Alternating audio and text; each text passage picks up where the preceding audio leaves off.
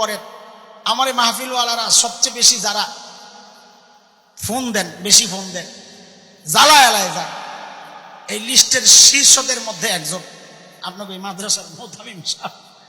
আমি রাগ করি নাই এখন পর্যন্ত, আজকে কওয়ার কারণে হয়তো সামনে একটু কমাইয়া দিব আর কি। মোহাব্বতের প্রকাশ, মোহাব্বত করেন, সেই জন্য মাহফিল আমার সেই সোনার গায়ে। তারপরেও বলছি ঠিক আছে যান, আপনার মাদ্রাসার মাহফিল এক সময় যায়, আমি একটু বয়ান করে দিয়ে আসবো। তো সেই জন্য আসা, এই জন্য আর দেরি করব। 3 নম্বর মৌলিক ভুল আমাদের, এটা বুঝার জন্য একটু বুঝেন।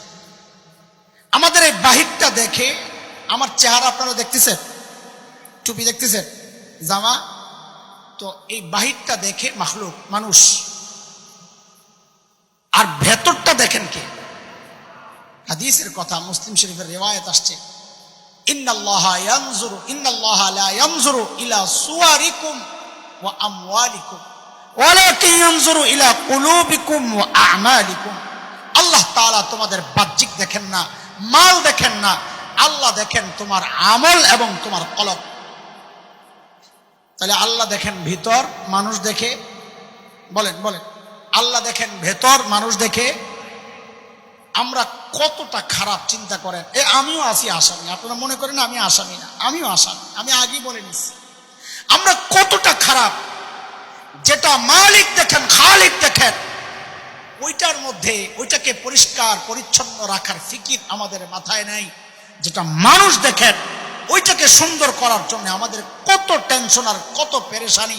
বিশেষ করে আমাদের মা বোনদের একটু লাগছে দাগ, এটারে লইয়া খালি আয়নায় যাইবো, সুনু মাখবো, মলম মাখবো, এটা মাখবো, এটা খালি সারাদিন খালি এমনি করে।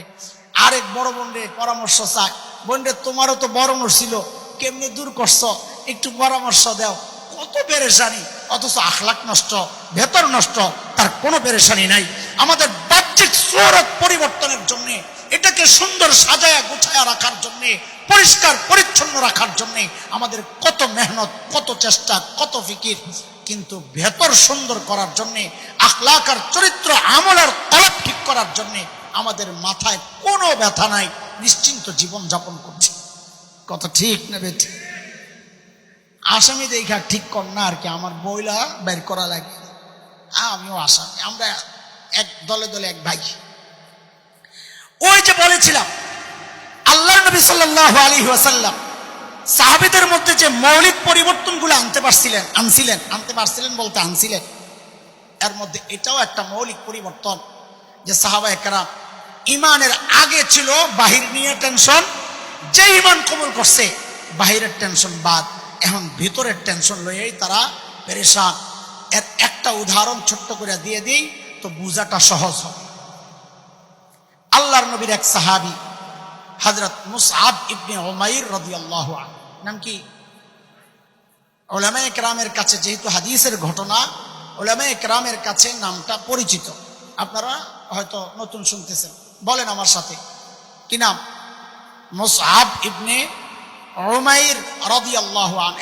যুবক যুবক যুবক যুবক, ভালো করে শোন ভাই, ভালো করে শোন। তোদের মতো এক যুবকের নাম বলতিস, সেই যুবকের নাম বলে না মুসআব ইবনে উমাইর। মক্কার যুবক, বাবা মায়ের একমাত্র সন্তান। বাবা মা ধনী মানুষ, ছেলেও খুব আহ্লাদী, মার আদরের সন্তান। অনেক সময় টাকা পয়সা থাকে কিন্তু রুচিটা এমন উন্নত থাকে না। অনেক সময় টাকা পয়সা নাই, রুচি খুব উন্নত। আমাদের মাদ্রাসার ছাত্র, আমরা যখন লেখাপড়া করি, আমরা মাঝে মাঝে কাউরে নিয়ে হাসতাম। নাস্তা খাওয়ার টাকা নাই পকেটে, খরচপাতি নাই, কিচ্ছু নাই, বাবাও গরিব, সংসার অসচ্ছল। কিন্তু হ্যাঁ, টুপি মাঠ দিয়া ইস্তারি করে পরবো, জামাডারে ইস্তারি করে পরবো, ফিটফাট চলবো, যেন জমিদারের পোলা, দেখলে বোঝা যায় না গরিবের বুথ। রুচি উন্নত। আবার অনেকে আছে টাকা পয়সা আছে কিন্তু চলে স্বাভাবিক।